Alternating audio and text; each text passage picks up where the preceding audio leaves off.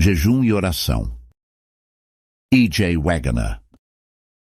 Quando Jesus estava na terra, ele ensinou seus discípulos a orar, e a Bíblia é repleta de instruções sobre esse ponto, tanto por preceito direto quanto por ilustração.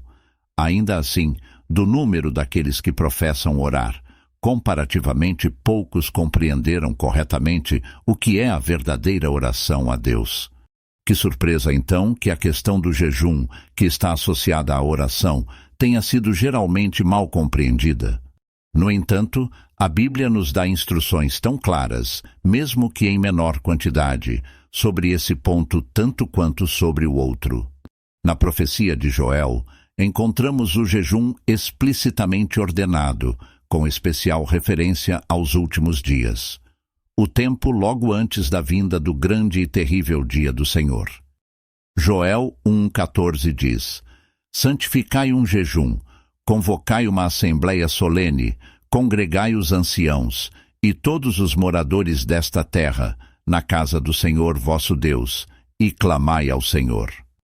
De novo, Joel 2,15-18 diz: tocai a trombeta em Sião, santificai um jejum, convocai uma assembleia solene, congregai o povo, santificai a congregação, ajuntai os anciãos, congregai as crianças e os que mamam, saia o noivo da sua recâmara e a noiva do seu aposento.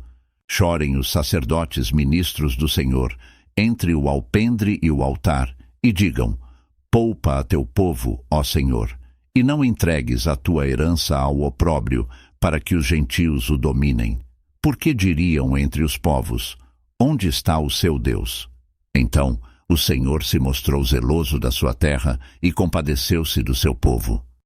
Cristo também indicou que seu povo deveria jejuar frequentemente nos dias entre sua ascensão e seu retorno a esta terra. Quando os discípulos de João lhe perguntaram: por que jejuamos nós e os fariseus frequentemente, mas os teus discípulos não jejuam? Ele respondeu: podem os convidados do casamento lamentar-se enquanto o noivo está com eles? Mas virão os dias em que o noivo será tirado deles, e então, naqueles dias, jejuarão. Mateus 9:14-15. Dos exemplos registrados no Antigo Testamento, descobrimos que o jejum era recorrido em tempos de grande perplexidade e angústia, em necessidade extrema, quando ajuda especial e bênçãos do Senhor eram desejadas. Quando Ester estava prestes a entrar diante do rei Assuero, para buscar a libertação de seu povo da destruição decretada contra eles, ela disse a Mordecai: vai e ajunta todos os judeus presentes em Susã, e jejuai por mim, e não comais nem bebais durante 3 dias, noite ou dia. Eu também, com as minhas moças, jejuarei igualmente, e assim irei ter com o rei, o que não é segundo a lei. Ester 4:16. Todos conhecemos os resultados bem-sucedidos. O jejum foi recorrido por Esdras, quando estava a caminho de Jerusalém para restaurar a cidade e o culto a Deus. Ele tinha uma jornada difícil e perigosa pela frente. Então, apregoei ali um jejum junto ao rio Ahava, para nos humilharmos diante da face de nosso Deus, para lhe pedirmos caminho seguro para nós, para nossos filhos e para todos os nossos bens. Porque tive vergonha de pedir ao rei exército e cavaleiros para nos defenderem do inimigo pelo caminho. Porquanto tínhamos falado ao rei, dizendo: a mão do nosso Deus é sobre todos os que o buscam, para o bem deles. Mas o seu poder e a sua ira contra todos os que o deixam. Nós, pois, jejuamos e pedimos isto ao nosso Deus, e moveu-se pelas nossas orações. Esdras capítulo 8, versos 21-23. O que é jejum? Jejum por si só, seja como ato religioso ou de outra forma, é a abstenção total de comida e bebida. O caso de Daniel 10:2-3, é por vezes referido como indicativo de que comer até certo ponto é compatível com o jejum, mas o leitor atento notará que Daniel não diz que estava jejuando, mas que estava lamentando por 3 semanas completas. durante as quais não comi nenhum alimento desejável. Uma pessoa pode lamentar sem jejuar, e isso foi o que Daniel fez. Sempre que exemplos de jejum são registrados na Bíblia, encontramos que nem comida nem bebida foram consumidas durante o tempo do jejum. É tão impossível para uma pessoa estar jejuando enquanto come e bebe, como é estar acordado e dormindo ao mesmo tempo, ou estar ao mesmo tempo correndo e sentado. Nossa palavra comum desjejum indica isso. O período mais longo de abstinência de comida é durante a noite, quando estamos dormindo. Quando chega a manhã, quebramos nosso jejum partilhando de comida, e fazemos isso mesmo que nosso desjejum seja muito leve. À 9ª do dia, Cornélio disse: há 4 dias estava jejuando até esta hora. Atos 10:30. Se substituíssemos por há 4 dias comi muito pouco até às 3 da tarde, isso tornaria toda a questão ridícula. Portanto, é sem sentido quando o Papa ou bispos prescrevem quanto pode ser comido durante um chamado jejum. Cada indivíduo deve decidir por si mesmo se irá ou não jejuar, e também em que momento e por quanto tempo, mas ninguém pode possivelmente ter a escolha de comer ou não durante um jejum, pois assim que algo é comido, o jejum cessa. O objetivo do jejum. Qual é a utilidade do jejum? Para que serve? Dada a sua conexão com a oração e a partir das escrituras que lemos, é evidente que é com o propósito de obter ajuda especial e força do Senhor para a realização de alguma obra necessária ou a superação de alguma tentação particularmente forte. Isso é indicado na descrição do Senhor de um jejum aceitável, onde ele diz: porventura não é este o jejum que escolhi, que soltes as ligaduras da impiedade, que desfaças as ataduras do jugo e que deixes livres os oprimidos e despedaces todo o jugo. Isaías 58:6. Mas enquanto o jejum significa especial seriedade e importunação em oração, não deve ser considerado como uma penitência, nem como comprar o favor de Deus pela mortificação do corpo. Deus não se deleita no sofrimento humano, e não poderíamos comprar seu favor, nem mesmo com o sacrifício de nossas vidas. Ele concede sua graça gratuitamente, porque ele é amor e misericórdia, e como prova de seu favor, deu-se por nós. A oração cristã não é como a oração pagã. Os pagãos pensam que serão ouvidos pelo muito falar. Mateus 6:7. E em sua importunação eles se laceram e afligem seus corpos. Ver 1 Reis 18:28. Os servos de Deus não fazem isso, pois sabem que Deus é seu Pai, terno e amoroso, que Ele sabe do que precisamos antes de pedirmos, e que Ele já providenciou ricamente todas as coisas necessárias para nós. Leia Mateus 6:8, Romanos 8:32, Efésios 1:3 e 2 Pedro, capítulo 1, versos 2 a 3. A verdadeira oração é, portanto, simplesmente reivindicar as promessas de Deus com agradecimento. Filipenses 4:6. Pela fé demonstrando a realidade dessas promessas.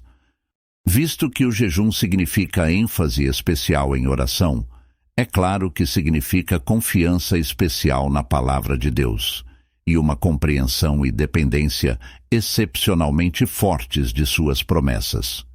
Jejuar com oração indica tal dependência completa da palavra de Deus, que por um tempo dependemos dela em vez dos meios comuns de sustentar a vida. Vivendo pela palavra de Deus. Que a palavra de Deus é de fato alimento, está claramente estabelecido nas Escrituras. Jesus disse que deveríamos comer sua carne, pois a minha carne é verdadeiramente comida. João 6:55. Depois, ele mostrou que tomamos sua carne através da palavra que ele fala, versículo 63.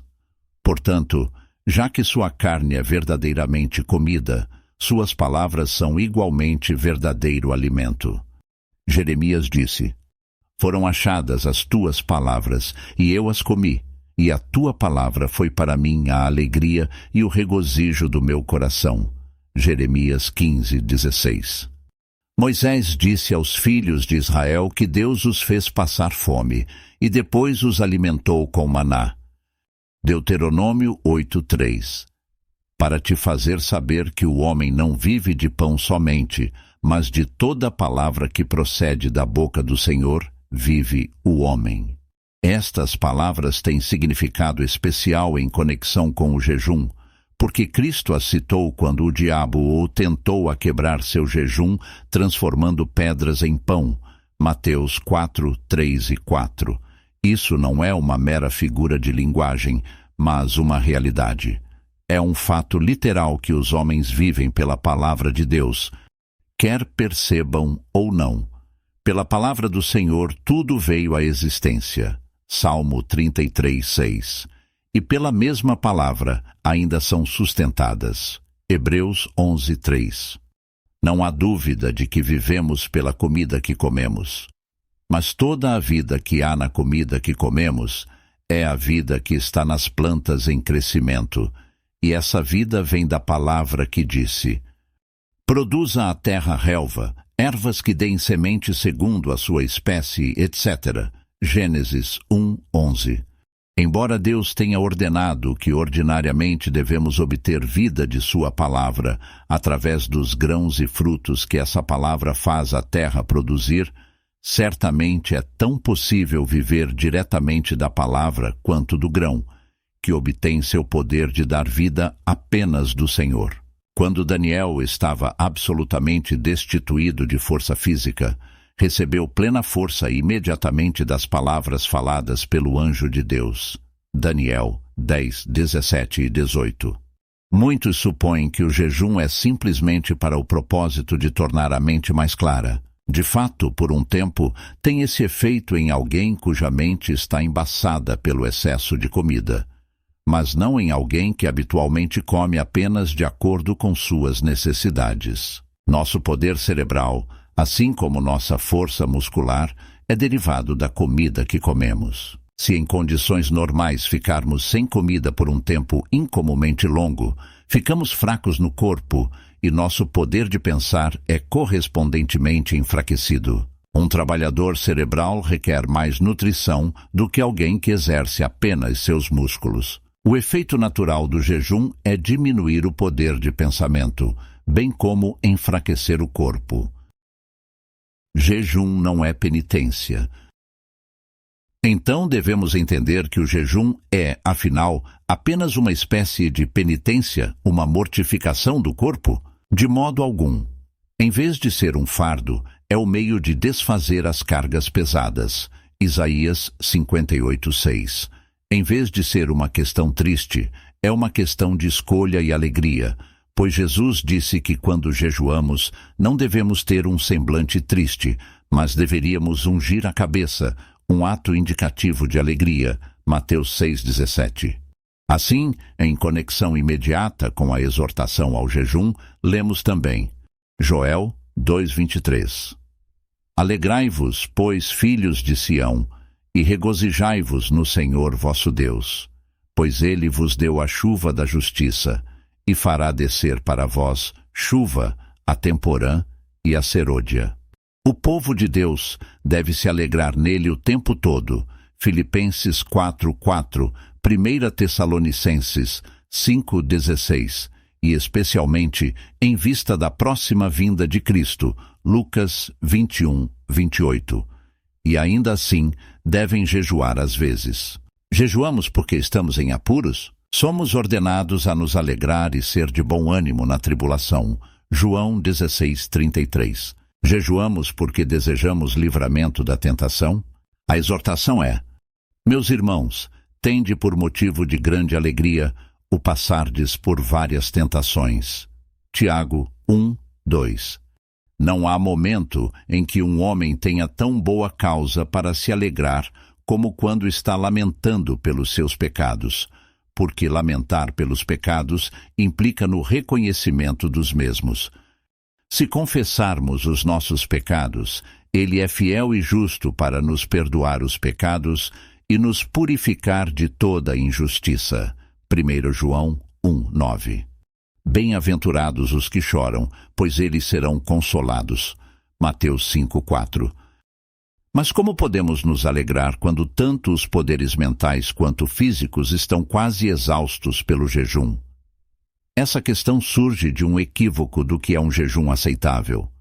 Um jejum aceitável não é a mortificação do corpo, pois Deus não se deleita nisso, mas é entrar na conexão mais próxima possível com a palavra de Deus.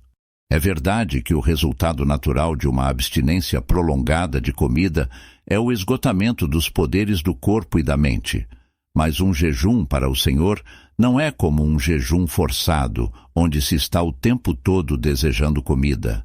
Pelo contrário, um jejum aceitável é um em que tomamos a palavra viva no lugar da comida habitual, e somos tão sustentados por ela que não nos conscientizamos da ausência da comida habitual por um tempo. Note particularmente o fato de que quando Jesus havia jejuado 40 dias e 40 noites, ele depois teve fome. Lucas 4:2. Naturalmente, ele teria fome durante esse tempo de jejum, em conflito com o diabo, mas sua mente estava, em vez disso, ocupada com a palavra de Deus, que por um tempo foi alimento tanto para o corpo quanto para a alma. Aquele que, enquanto jejua, tem um desejo contínuo por comida e que pela força de vontade resiste ao desejo de comer, porque determinou abster-se por um determinado tempo, está jejuando com pouco ou nenhum propósito. Seu jejum não indica fé incondicional na palavra de Deus. Em vez de pensar apenas em Deus e sua palavra todo-poderosa, ele está pensando muito em si mesmo. De tal vacilante, mas duvidoso, diz o apóstolo: não suponha tal homem que receberá alguma coisa do Senhor. Tiago 1:7. Qualquer um que jejue deve ter algum objetivo definido em vista. Isso é auto-evidente, pois o jejum está inseparavelmente ligado à oração, e oração que não tem objetivo definido são apenas palavras vazias. Aquele que jejua deve desejar graça especial para superar ou ajudar em algum momento especial de necessidade. Então, quando sua confiança na palavra viva de Deus é tão vívida e forte que a toma como a realidade que é, e vive por um tempo sobre ela em vez de sua comida habitual, ele sabe que tem o desejo do seu coração. Deus, que por sua palavra sustenta as necessidades físicas, fornecerá muito mais as necessidades espirituais mais essenciais. Por nosso jejum, indicamos que a palavra de Deus é de fato nossa vida, e isso, claro, significa que nos entregamos totalmente a ela. Mostramos nossa dependência da palavra de Deus e nossa confiança nela para todas as coisas que dizem respeito à vida eterna e à piedade, tomando-a por um tempo absolutamente para o sustento de nossas necessidades físicas, deixando-a tomar o lugar da comida habitual e derivando força igual ou maior da palavra do que da comida habitual. Assim, a mente é de fato mais clara através do jejum. O efeito não termina com a temporada de jejum, mas a partir daquele momento, percebemos e reconhecemos mais plenamente do que nunca antes que mesmo enquanto comemos nossa comida diária, estamos vivendo apenas pela palavra de Deus, que opera eficazmente em todos os que creem.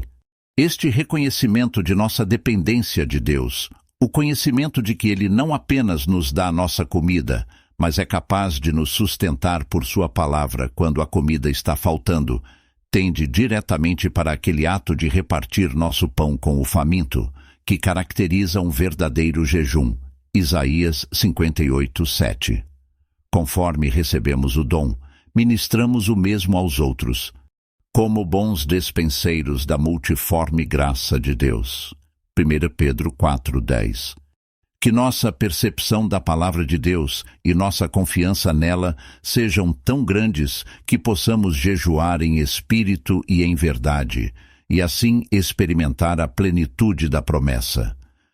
Então romperá a tua luz como a alva, e a tua cura apressadamente brotará, e a tua justiça irá adiante de ti, e a glória do Senhor será a tua retaguarda. e o Senhor te guiará continuamente, e fartará a tua alma em lugares áridos, e fortificará os teus ossos, e serás como um jardim regado, e como um manancial, cujas águas nunca faltam. Isaías capítulo 58, versos 8 a 11.